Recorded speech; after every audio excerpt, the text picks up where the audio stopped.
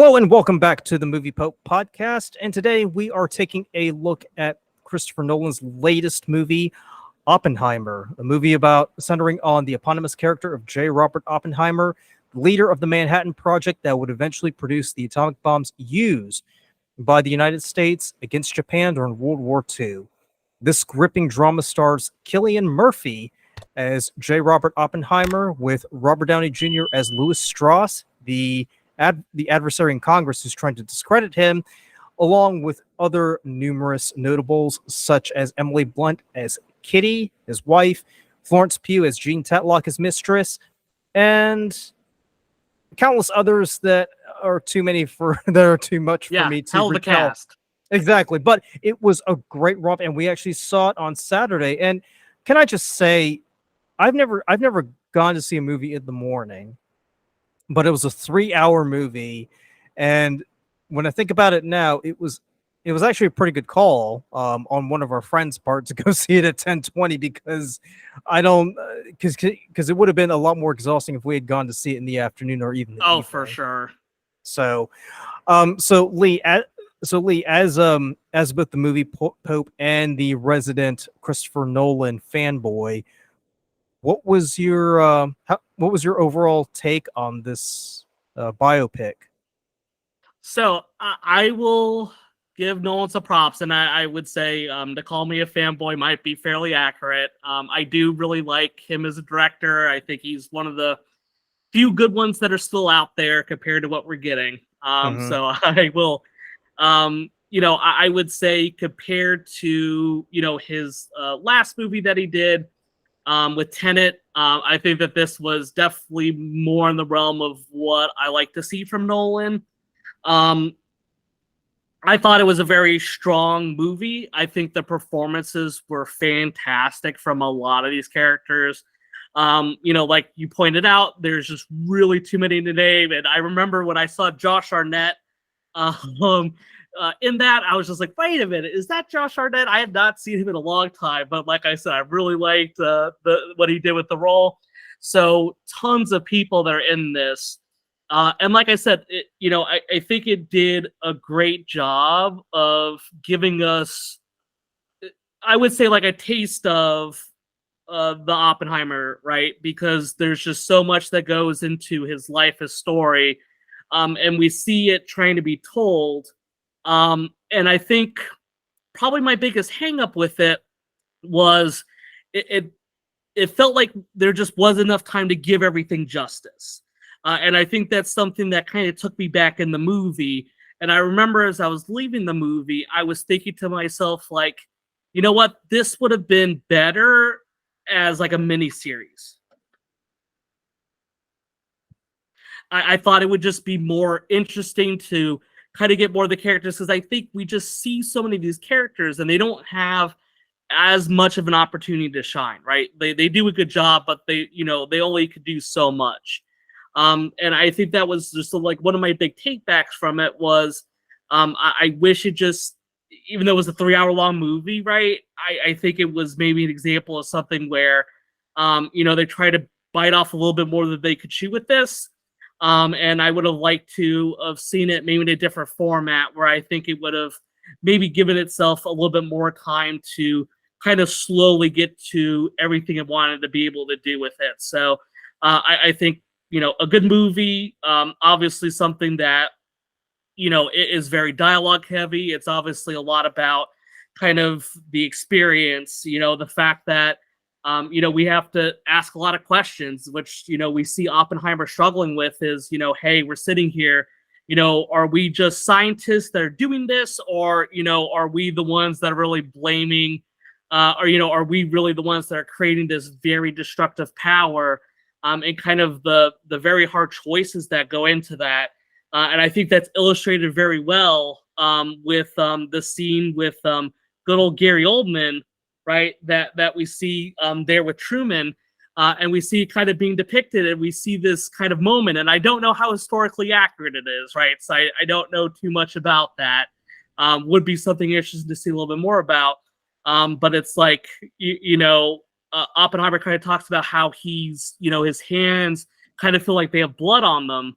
And what does he do? He brings out like this little like handkerchief. And he's like, well, here you go. Here's, for your hands. And That it's was like, can I just say that was the best comeback ever? yes, I yes, like absolutely. I remember thinking, I'm like, that is a sick burn right there. I'm just gonna whip out this handkerchief and give it to you. Here you go. There you go. Wipe your hands with it. It's all good. Yeah, no, absolutely. I really like that. I thought that was an awesome scene.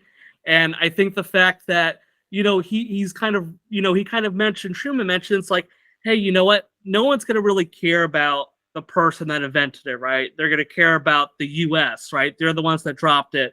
That's going to be what they're thinking about. They're not thinking about the guy that was created, which obviously is a little bit out there because obviously there's loads of people, hundreds of scientists that are part of this. Obviously, Oppenheimer's kind of the face of it. But I thought that was a very powerful scene where it's just like, dang, like that it does bring up a great point. Who is really to blame, and how everyone interacts with it. So I thought it just, there was tons of really interesting elements in it. I just wish that it had more time to go out there. I thought it would have been more interesting to see more with the characters. Like we see Kitty, and kind of after I left it, I was just like, dang, they kind of painted this character as really being, just kind of like an alcoholic and adulterer, and like I don't want that to be how I leave the movie thinking about it. But like we only really see her doing that, right? Her first encounter, we kind of see her talking, her and Oppenheimer kind of talking, and she's in a relationship, or she's already married, and we're breaking out of it, and then we kind of see her kind of being this kind of dysfunctional mom, kind of ignoring the kids and everything. So I just kind of wish there was more of an opportunity for some of these characters to really breathe in the story. But I think because they wanted to cover so much, I think a lot of these characters unfortunately get sidelined, and I think that's just kind of one of those things that I wish was done a little bit differently. I think in a longer format, I think I would have enjoyed this more because we would have been able to see more of the characters. We would have seen more of, Strauss and everything like that, because, he plays such a critical role, but you only really see him in the third act. We see him very briefly beforehand. He doesn't really show up until, have a more prominent role towards the end.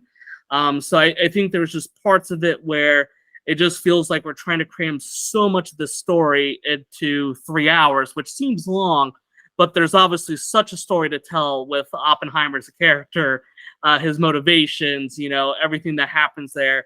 And it just feels like, I left feeling like there just wasn't enough justice done for, all these characters that you bring together, all these actors, actresses, everyone kind of coming together for this. And they just don't really have enough of an opportunity. Like not everyone could shine because there's so much that you're trying to do in a 3-hour movie.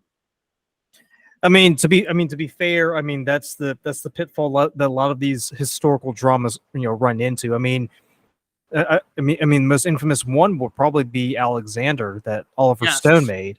But to your point, yeah, I mean, with Oppenheimer, I mean,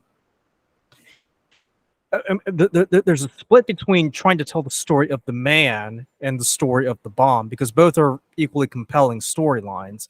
And let's keep in mind that Nolan based this movie on the book American Prometheus, which is 721 pages long. I'm actually looking on Amazon right now. I mean, this is a pretty thick book. So so you can imagine just how arduous the task was to try to take a book that's close to 1,000 pages and adapting it into a movie. Let alone condensing it to a 3-hour movie. But yeah, to your point, I mean, there are just so many things that they had to get glossed over, and understandably, that's just due to time and pacing. Because obviously, we would like to learn more about Edward Teller, for instance, because you can tell there's a huge conflict between him and Oppenheimer, because Oppenheimer has some reservations, whereas Teller is very much, for the development and the creation of the hydrogen bomb, which historically he would head that project in the 50s.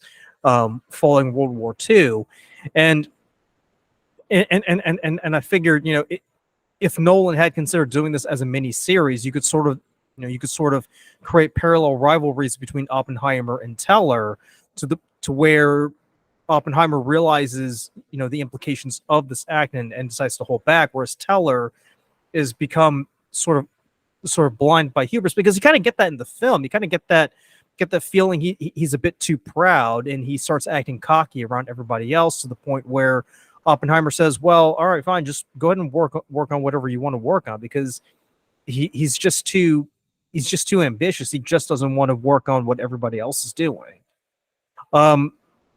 But to your point about that scene in the White House, that actually did occur, but the only difference was that I don't want that son of a bitch in the White House ever again, whereas Gary Oldman said, I don't want that crybaby in there. Wow. So Powerful. yeah, but just to start off, I mean, the movie overall was pretty linear. How did you feel about the movie being told from two different perspectives?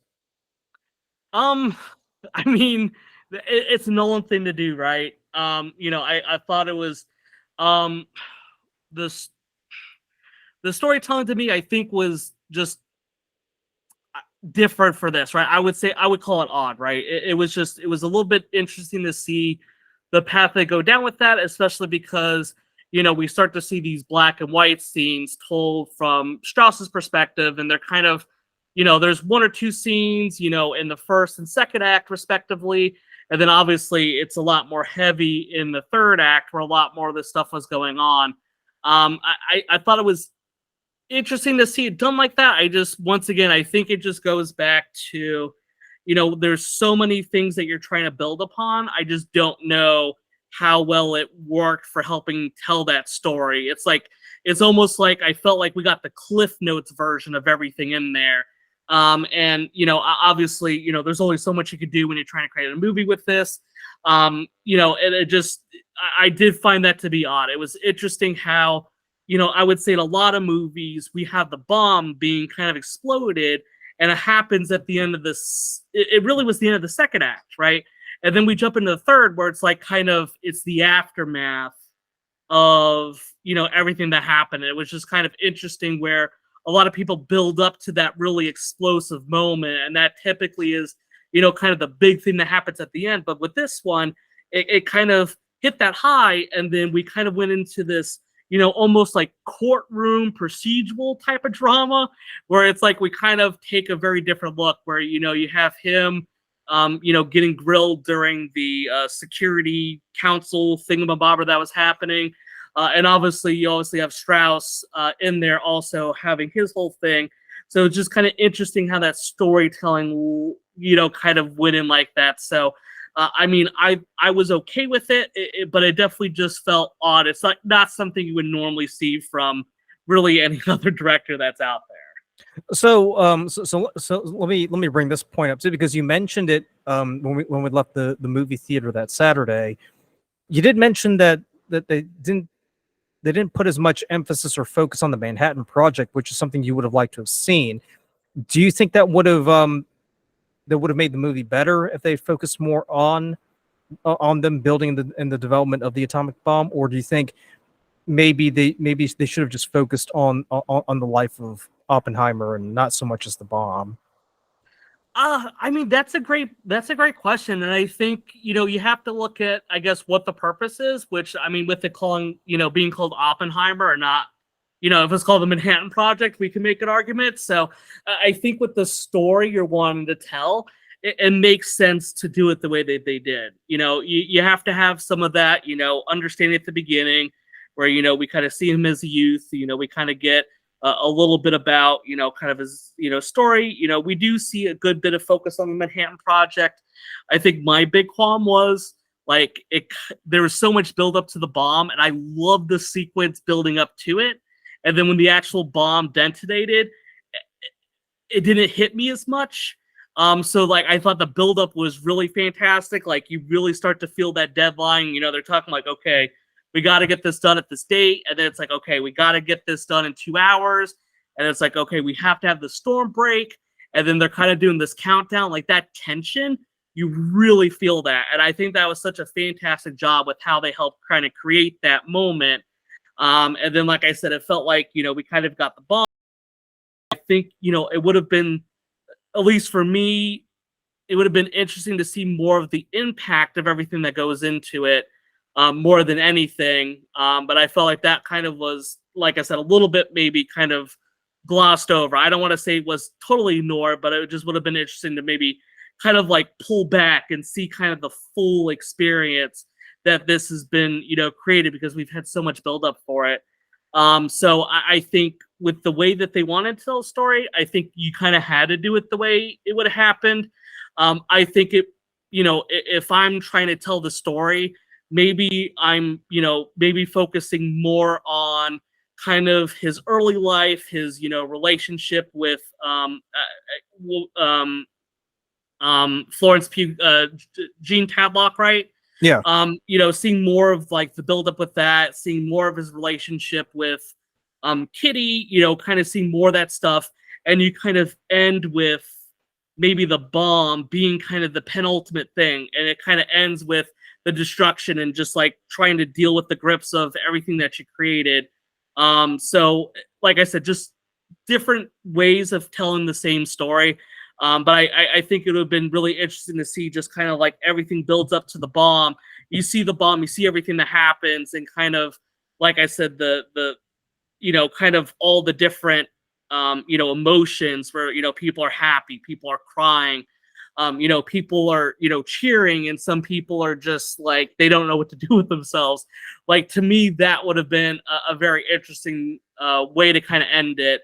But as I said, there was more story to tell. You want to cover more of Oppenheimer's life, and I do enjoy the third part. I don't want to pretend like I didn't enjoy the third act of it.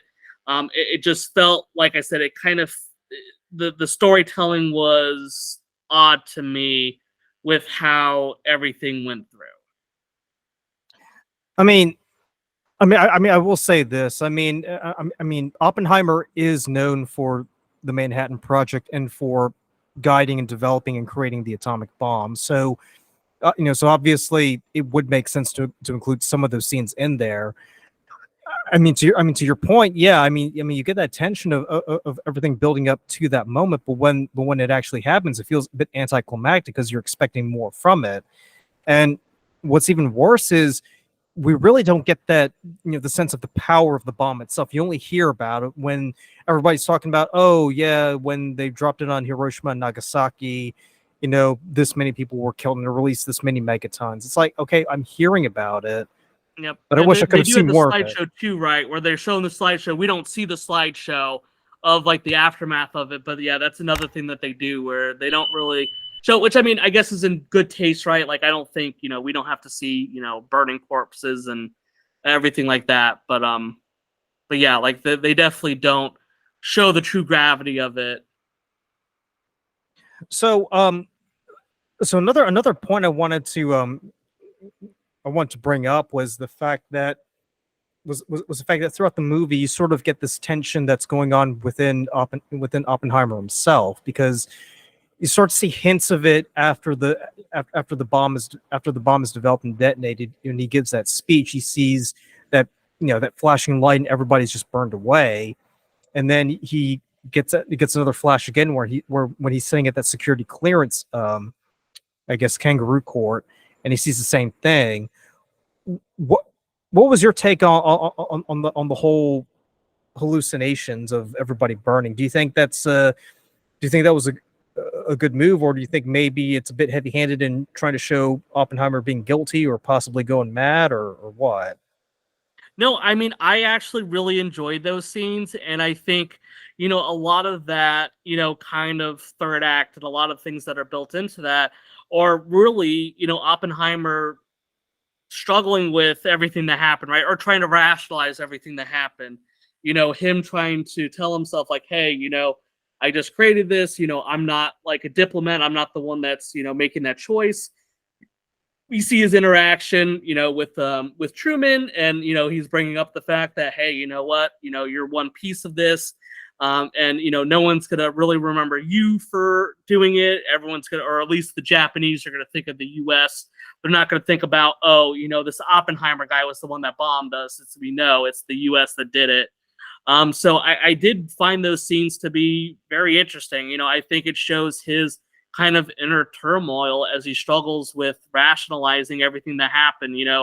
He's a scientist first and foremost that's focused on the creation of this because this is something that he's had an interest in, and then it comes down to kind of this kind of moral discussion of is it okay for us as scientists? Are we really the ones responsible for these deaths, or are we just simply doing something for the sake of science? And it's really, it's not us that's, doing this. It's, hey, we have the US government that's deciding that we're going to use the bomb like this. So I do think that brings up a lot of very interesting discussions on, is it okay for us to do this? There's a lot of discussion over Russia and how far they are with their project or not far in with their project. And, there's just all these types of really interesting, kind of like political thoughts about, how do we decide what to do with this? Is it okay for us to build this? Or is this going to lead us down a path of, are we going to constantly be looking for bigger and better things to create bombs with, where it's kind of like we're just almost assuring, kind of humanity has this mutual destruction plan in mind, where everyone's just going to create more and more stuff and we're just going to bomb each other to death.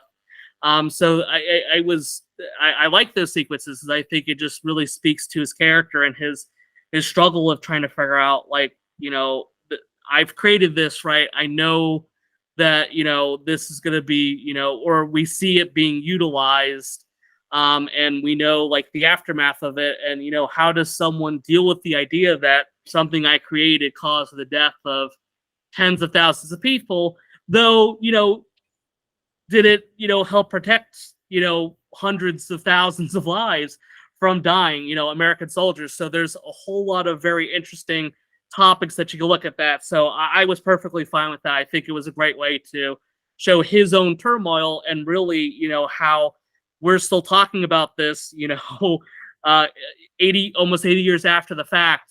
This is still something that people debate and talk about is, was it okay for us to drop it? Was it, something that needed to happen? And I think that's just, it just shows how compelling a character Oppenheimer is. Yeah, I mean, when you look at at Nolan's films, they don't really fit into one genre. They expand to so many different things because they deal with so many different issues.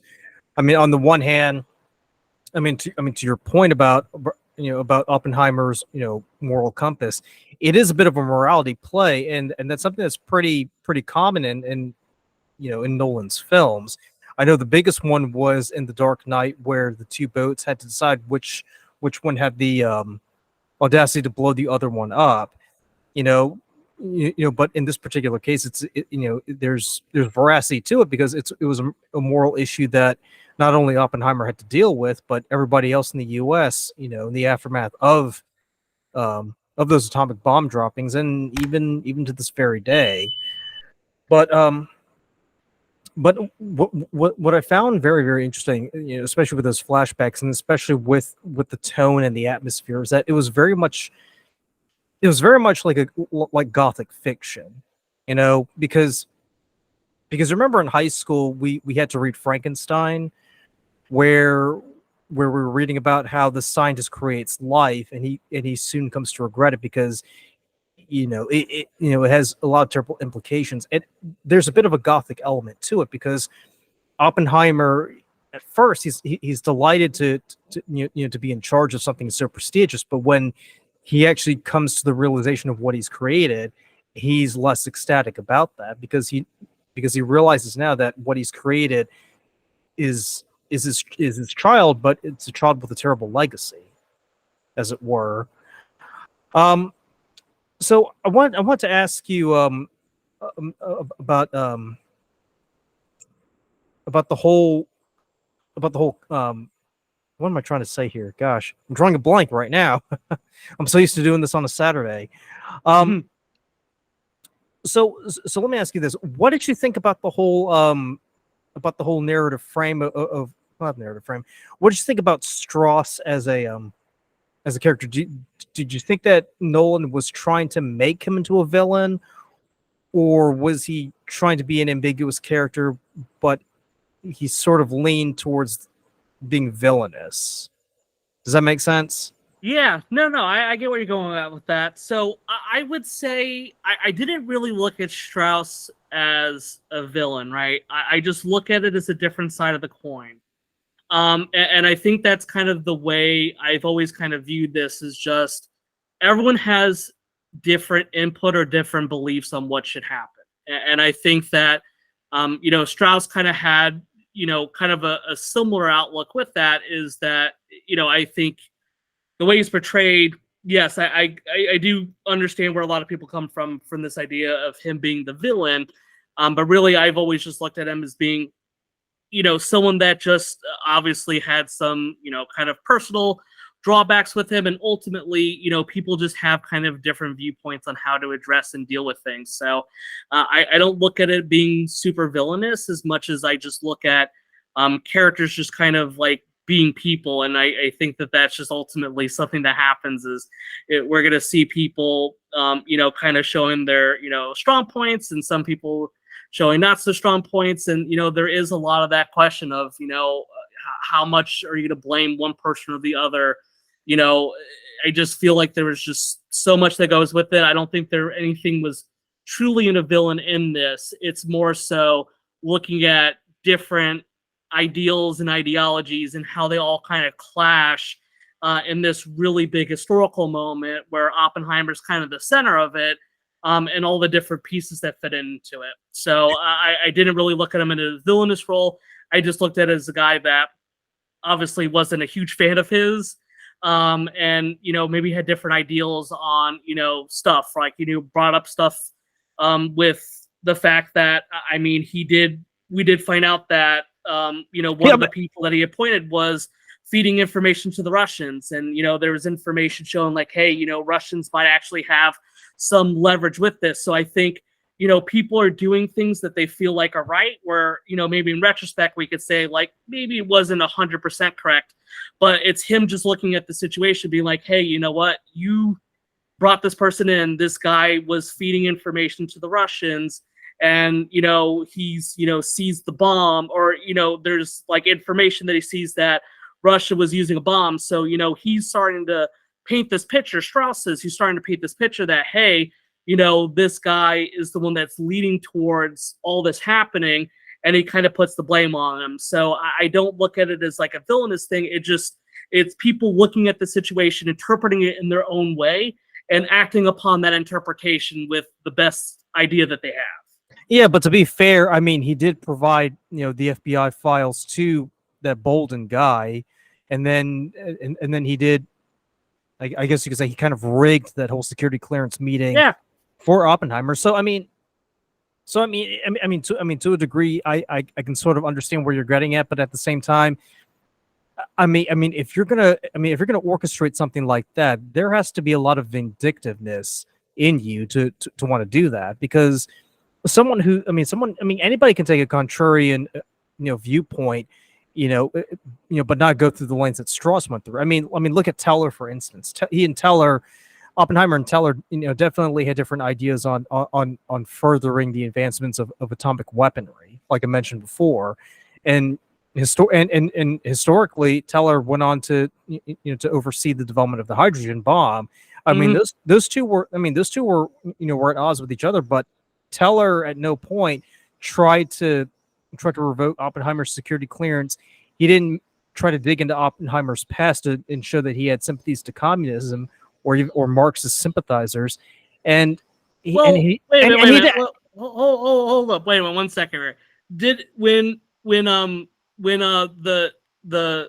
guy, and I'm sorry, what was I try to remember the guy that was overseeing everything. I forget what the character's name was. You know who I'm talking about, right? The one that was kind of like the lead counsel, the one that was doing all the questioning and everything. Yeah, the John Connor guy, yeah. Yes, yeah, John Connor, yeah. Yeah, I'm glad that that was the same thing that reminded me of. So like at one stage, right? I think it was Lieutenant Rob, I think was his name. And he asked Teller, would you, give him clearance? And he says no, right? No, that was Groves. He asked Groves that, and Groves said based on today's guidelines, he wouldn't. I do remember that. I do remember that. I feel like, and maybe so maybe I'm mistaken that, so I apologize, but I felt like he posed that same question to Teller, where Teller said, "I trust in him. I trust in what he's doing," but I thought he got to the point that he didn't feel confident about what his direction was, because I think he said, I don't know if I would do that because I don't trust what Oppenheimer wants to do. So I kind of remember that. So maybe that's a mistake on my part, but I felt like, they were kind of obviously not as big of a difference. Like obviously Teller's was a lot more subtle of a jab than Strauss for sure, but I didn't feel like Teller Yeah, was but totally like yeah, but up yeah, but against it. But that was just yeah, how I yeah, looked at it, or yeah, but that's how I at least I overall, remember it. yeah, I was gonna say, but I mean, overall, Teller didn't have like an ulterior motive for wanting to Of screw with him. course, He was yes. being honest with it, but keep in mind, like near the end, Strauss's, I think it was either his counselor or advisor, he kind of figures it out that Strauss was actually behind the entire thing. Yes.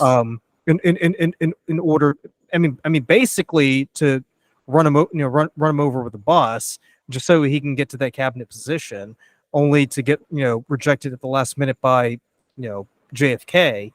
But but from my standpoint, I mean, if someone is going through those lanes to try to to try to make sure that Oppenheimer never gets another contract or another job in the government, I mean, that sounds pretty vindictive to me. It kind of reminds me of you remember that lieutenant in Good Morning Vietnam, where he sends Robin Williams' Yes. character into the Mhm. jungle, and then the CO sends him off to Guam because he's like, you're just a mean son of a bitch. That's that's what I thought of Strauss, and in a way, it kind of parallels Good Morning Vietnam, because Strauss may have won the battle, but he lost the war, because he may have succeeded in preventing Oppenheimer's security clearance from getting renewed, him getting denied that cabinet position effectively ended his political career, because he never got involved in politics after that. So so at least from my point of view, watching it, I kind of feel like, to a degree, I can understand where he's coming from, because he is working for the interest of the United States. He does want to do what's best, because in the 40s and 50s, it's all about patriotism. It's all about trying to show your colors, and this was the best way that he knew how to do it. But I kind of felt like somewhere along the way that mean-spiritedness, that is sort of vendetta against Oppenheimer, because I think there was like one congressional hearing where Oppenheimer humiliates Strauss, and Strauss, has no other option but to sit there and take it. I kind of felt like at that point, that vendetta, spirit kind of seeped in, and that eventually became all consuming, to the point where that's all he wanted to do was just destroy Oppenheimer's reputation. So that was my take on the matter. I was like, he didn't start off as a villain, but he just wouldn't let bygones be bygones, and it kind of consumed him overall, and he became a villain by the end of the movie. Yeah, no, I mean, I would agree with that, and I think it goes down to how, like, I guess I'm thinking of the idea of a villain, because I totally agree with you, right? Like, I don't want to pretend like Strauss doesn't have his hands dirty with this process, right? I guess the way I looked at it is, yeah, absolutely. Like, he clearly has a vendetta against him. There's no doubt about that.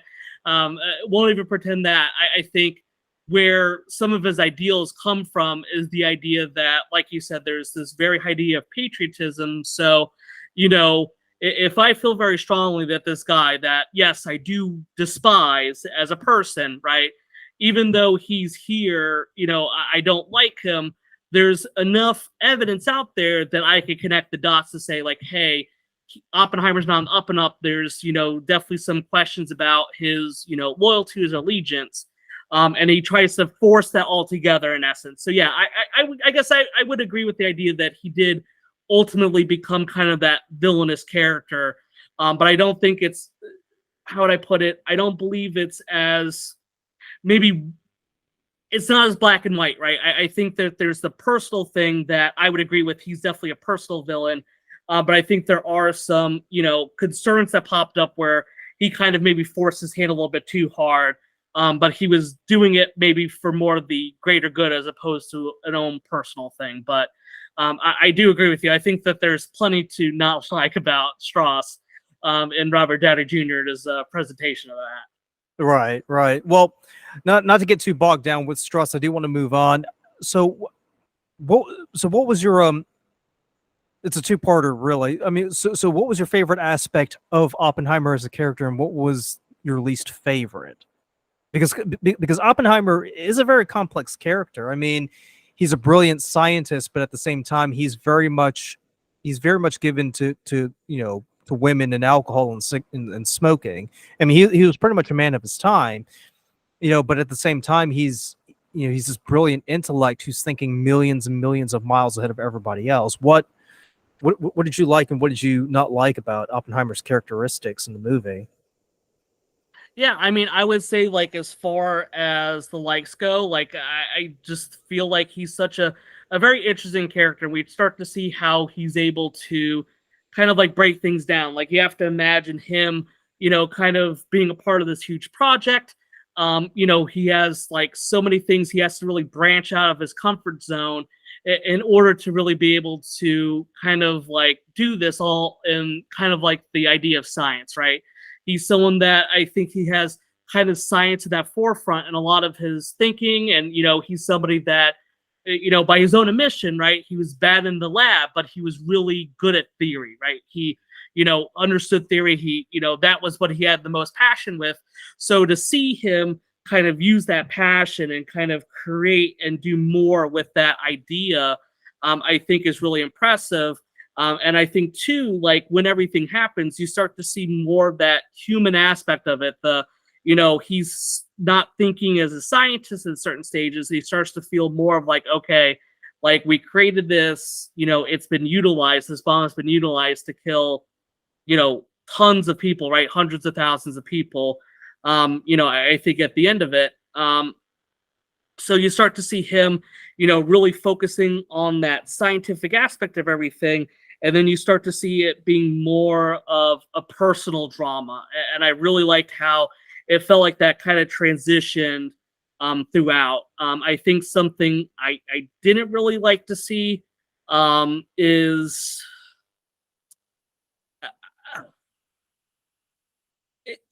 I think some of it just deals with the pacing of the movie and how much they showed. Like, obviously, like we know that there's a lot with the Tatlock character played by Florence Pugh. We know there's a lot with that. We know that there's a lot with his wife, and it just kind of creates this I think kind of narrative where I would like to see more from that aspect of it, because it just kind of feels like he kind of puts things to the side. But I think there's like definitely a good human element there, but it just doesn't really feel like it shines through a whole lot with the relationships. And I don't know if that was a choice, or like I said, maybe that's just really how he was with those relationships. But I think if you're wanting to focus on that emotional aspect of it, and you want to bring in Tatlock into the story, and you want to make sure that the story is being told, I think it would have been more interesting to see a little bit more with that aspect of it. So it kind of makes that kind of inner turmoil more critical as we move throughout the movie. I mean, would you say that he sort of lacks emotional intelligence? Yeah, no, I mean, I think his brain is on science, right? That is his brain. That's what he's on. I think he does have obviously some physical needs that he gets from drinking, female companionship and everything like that. So yeah, I think we see him being very of that mindset, and as we get to the bombing, we start to see him think a lot more of how his actions are dealing with humanity as a whole. So I think there is more of that type of discussion that you see as we go through the movie. I kind of feel like I kind of feel like, in terms of his character, there seems to be some sort of destructive nature to it, because before the bomb, he has this very destructive nature with women. Case in point, Jean Tatlock, where it's sort of like it's sort of like he's hurting him. He's hurting both himself and Jean, just by maintaining that relationship. And obviously, it comes to a tragic end when she commits suicide. And then there's this destructive nature between him and Kitty, because, well, I mean, let's face it, he basically destroyed Kitty's marriage by getting her pregnant, so then she would marry him. But then that destruction translates from human interaction, on a personal level, to a more mechanical level, where when he designs and constructs the atomic bomb. So I feel like we see this manifestation of destruction, in Oppenheimer's life, kind of shift away from how he reacts to people to how he built something that can literally become the destroyer of worlds. Yeah. Because because you kind of get this feeling, and I don't know about you, but at least for me, I kind of feel like there's always a destructive bent about Oppenheimer. I mean, it's not necessarily self-destructive, but it's I wouldn't say it's a need or compulsion, but it's almost this propensity for creating destruction, even if it's not intended. I mean, because obviously when you go into theoretical physics, you never intend to design something that has the potential to destroy an entire planet, let alone when you go into a relationship, you never go in it with the intention of destroying someone's life. But there you go. And that's what I find so fascinating about the portrayal of Oppenheimer, is this theme of destruction that you see throughout the film. So I do want to go ahead and wrap it up, just because I know that both of us are a little bit under the, I wouldn't say under the weather, but we are dealing with throat issues, as it were. What will your overall score be for Oppenheimer? So I would probably give it I'm going to say probably a 3.9. Really? I thought it was a good movie. Oppenheimer fanboy giving a 3.9? What? Yeah, no, I mean, like I said, the issue I had throughout the whole thing, right? And I talked about it quite a bit, right? It felt like there just needed to be, like, there just was not enough time given to everything. And I think that's my biggest takeaway from it. As far as criticism goes, there just wasn't enough time to get everything out there. And I think that's really the main thing that hurts it, because I think so much of it's done well, so well acted, telling Oppenheimer's story, very, very interesting. Obviously someone that's been through a lot. We've seen a lot happen throughout it. It just felt like it didn't have the opportunity to hit everything it wanted to hit. And I think that was really my big takeaway from that is, I wish it had more time to really be able to develop stuff. And I think that would have been a lot better. But I think as it is, I think we just kind of shortchanged too many things. There's kind of like things that are left to the wayside. And I think that kind of detracts from the overall story. So I see your 3.9. I'm gonna give it a 4 out of 5. And I agree with you. There were a lot of details that they either rushed over, or they glossed over. I would have liked to see more of the Manhattan Project, but obviously, we're telling the story about a man's life, not not the project that made him a household name. I will say this, like, in spite of its pitfalls in terms of pacing and timing and trying to cram too much into one thing, I did enjoy the story. For sure. I mean, it did pique my interest in learning more about the Manhattan Project. And honestly, I'm actually thinking about buying the same book that Christopher Nolan read. I mean, yeah, 700 pages, but I mean, it's such a fascinating topic. I remember after our lunch date, we all split. I remember just going home and reading as much as I could about the Manhattan Project, just because it was just so fascinating. But to go back to my 4 out of 5, I really like the fact that everybody and everything was complex. It wasn't just a simple storyline. Yes, I mean Strauss does come off as as a villain, but even then, you can you can sort of understand where he's coming from and why he's doing it, albeit for pretty petty reasons. Um, I think the acting overall was phenomenal. Killian Murphy, as always, knocks it out of the park. I mean, the guy plays some pretty good characters. I think this will probably be one of his top 5. Robert Downey Jr., surprisingly amazing as a great actor. I mean, we get so caught up in the fact that he's Tony Stark that we forget that he can actually act, if given the right role and right opportunity. And can I just say, Matt Damon did a No, that was phenomenal mine. job. Fuck mine. Damn it. All right. Well, I'll save Harry Truman for you then. But I will say Matt Damon did a phenomenal job. Emily Blunt, in spite of the fact that she was given a pretty limited role and was told to basically portray an alcoholic 1940s housewife, she still made that role her own, and I give her props for that. And can I say, I was really surprised to see Casey Affleck as Pash. Yeah, there was a lot of things, like you just kind of see, like Kenneth Branagh was in it. As Niels Bohr, yeah. Jack Quaid was in it. Like you just kind of like, oh yeah, like you start to like pick up on things. You start to see more people. So yeah, I mean, it's really impressive to see the type of casting that's able to be brought in. And I'm sure some of that deals with, just I think a lot of people do want to work with Nolan. And I think that kind of allows a lot of these people to come together, because it definitely had a very impressive cast. So I stole Matt Damon from you. Is there a particular actor or actress that stood out to you in that movie? Well, I like Gary Oldman, right?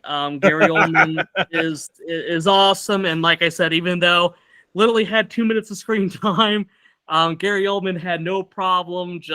He had no problem making the most of that, and I think that's just really impressive how like actors able to sit there. He throws on this very heavy accent, and kind of like doing this impression, and he has so few lines, but they have so much impact, right? Like we remember this scene where he's telling them like, here's a handkerchief for your hands. Like it's amazing how a character that has such a small role in it has a memorable impact. I think that just goes to show you how good that cast is, where these characters in very small roles could still have such a big aspect of it that becomes very memorable.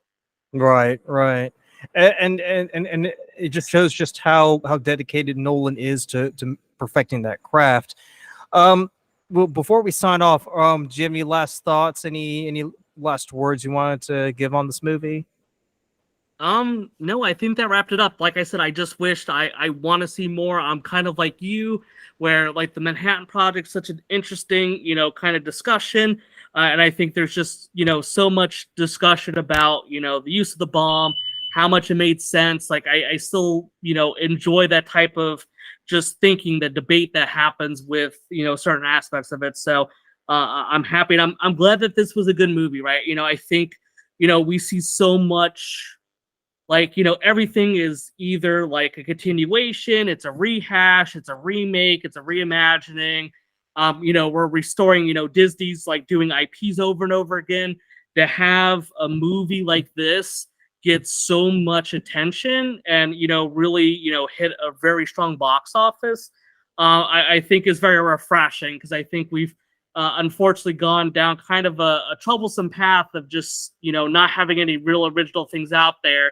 To see something like this find success is a really big thing. So I'm glad to see that this, even though it's kind of overshadowed by Barbie a little bit, at least this is still getting a lot of positive recognition. Do you think Christopher Nolan would ever be interested in doing a mini series or a limited series? I would hope so. I think his storytelling and what he wants to do with it, everything plays perfect with it because, you know, he can take kind of those episodic kind of discussions and he can create it in the way he wants, because you can tell things, you know, kind of, you know, we all talk about how he likes to do things out of order.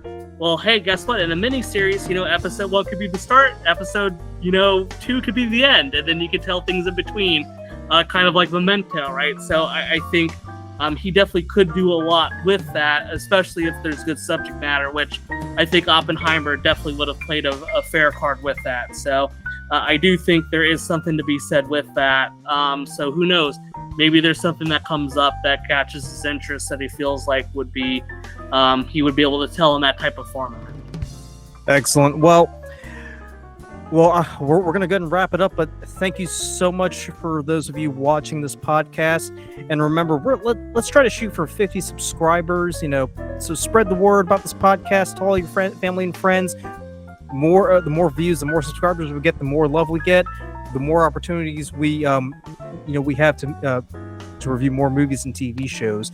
And as always, thank you so much for watching and have a great day. Take it easy, guys.